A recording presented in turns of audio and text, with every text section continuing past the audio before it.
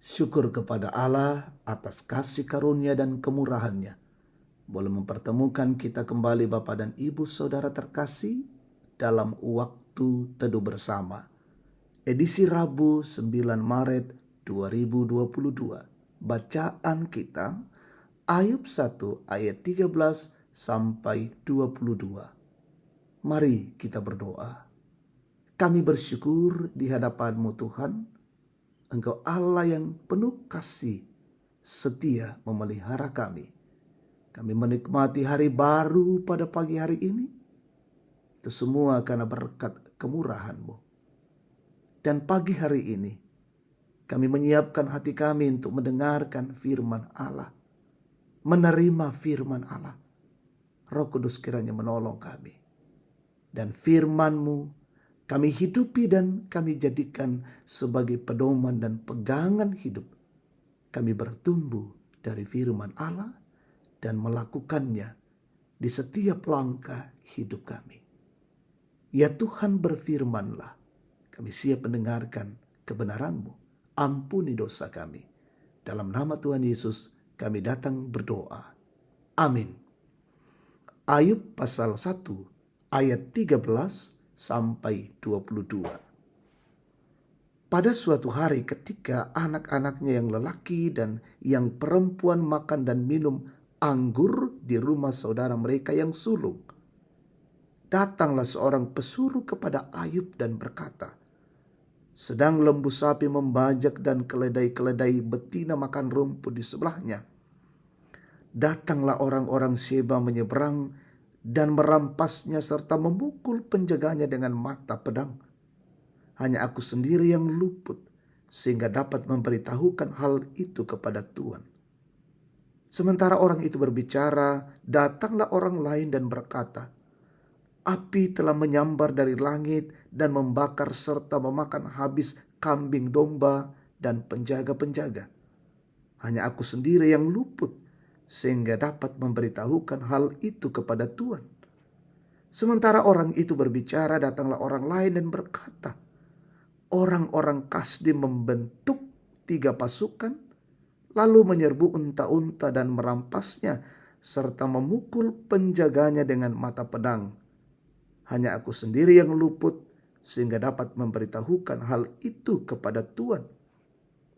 Sementara orang itu berbicara, datanglah orang lain dan berkata, anak-anak Tuhan yang lelaki dan yang perempuan sedang makan dan minum anggur di rumah saudara mereka yang sulung.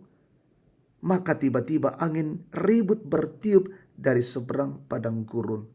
Rumah itu dilandanya pada 4 penjuruhnya dan roboh menimpa orang-orang muda itu sehingga mereka mati. Hanya aku sendiri yang luput sehingga dapat memberitahukan hal itu kepada Tuhan. Maka berdirilah Ayub, lalu mengoyak jubahnya dan mencukur kepalanya. Kemudian sujudlah ia dan menyembah, katanya, dengan telanjang aku keluar dari kandungan ibuku. Dengan telanjang juga aku akan kembali ke dalamnya. Tuhan yang memberi, Tuhan yang mengambil. Terpujilah nama Tuhan. Dalam kesemuanya itu, Ayub tidak berbuat dosa dan tidak menuduh Allah berbuat yang kurang patut. Amin.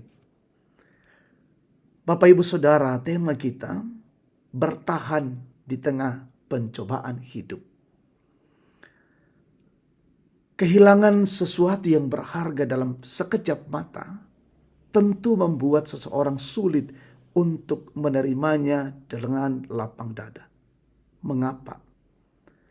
Karena bisa jadi untuk mendapatkan kembali seperti semula adalah sesuatu yang mustahil, apalagi hal itu menyangkut soal keturunan dan harta benda. Apa yang dialami oleh Ayub dalam bacaan kita hari ini adalah sebuah realita yang harus dihadapi. Dalam sekejap, Ayub harus kehilangan anak-anaknya, kehilangan harta bendanya. Dan semua berita itu ia dengar dari orang-orang yang luput dari bencana yang menimpa anak-anaknya. Suatu peristiwa yang tragis. ketika satu persatu diambil dari kehidupan Ayub, dijara, mengalami kekerasan, sampai bencana yang membuat semua yang ia miliki habis dalam waktu yang singkat. Namun yang luar biasa dari sikap Ayub dalam peristiwa ini adalah ia sama sekali tidak mempersalahkan Allah. Dalam ketidakberdayaan Ayub, justru menyampaikan pengakuan imannya bahwa semua yang ia miliki adalah pemberian Allah. Dan karena itu Ayub pun sadar bahwa kapanpun Tuhan dapat mengambil semua daripadanya. Melalui kisah ini kita dapat belajar bahwa dalam kondisi apapun hidup kita, tetaplah percaya bahwa Allah tetap peduli kepada kita. Biarlah hidup kita tetap mengingat kemurahan Tuhan yang tidak berkesudahan dalam hidup kita. Dan bahwa Allah telah memberikan semua dalam hidup kita. Anak-anak, harta benda, dan semua itu bukti kasih Allah bagi kita dan keluarga kita. Janganlah kita menuduh Allah berbuat yang kurang patut bagi kita. Sebab kita harus percaya bahwa Allah pasti akan mengembalikan semuanya kepada kita dengan cara yang berbeda. Marilah belajar bagaimana bertahan dalam iman menghadapi pencobaan hidup. Amin. Mari bersama kita bersyukur, kita berdoa. Tuhan Allah Bapa, ada begitu banyak pencobaan-pencobaan yang datang di tengah kehidupan kami. Begitu banyak hal-hal yang bisa melemahkan kekuatan iman kami. Karena itu, kami akan terus belajar bertahan kokoh dalam iman, percaya kepada Tuhan. Bahwa Tuhan tidak akan pernah meninggalkan kami. Dan bahwa Tuhan akan terus bekerja dengan cara Allah yang luar biasa. Dan disitulah kami terus mengimani kemurahan Tuhan itu tak terbatas. Kami berdoa untuk pesiarahan hari ini. Tolonglah kami ya Tuhan. Kami jalani dengan baik, dengan penuh cinta kasih dari-Mu. Kami disehatkan, kami dikuatkan, diberi hikmat dan kearifan.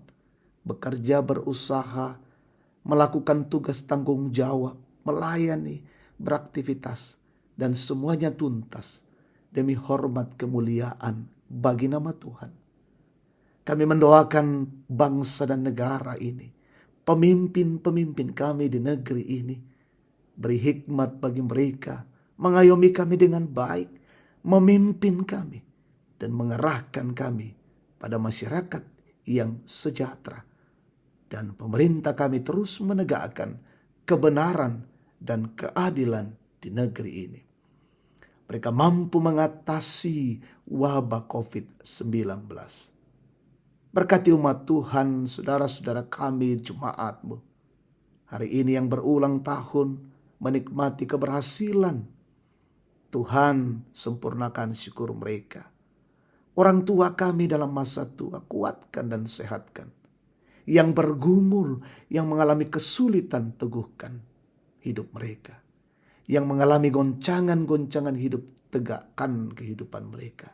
Yang sakit sembuhkan, yang berduka hiburkan. Dan tuntunlah kami hari ini. Kami melewati dengan baik karena pertolongan kasih-Mu. Ini syukur kami. Kami bawa kepadamu di dalam nama Yesus, Tuhan dan Juru Selamat. Amin. Demikian waktu teduh bersama.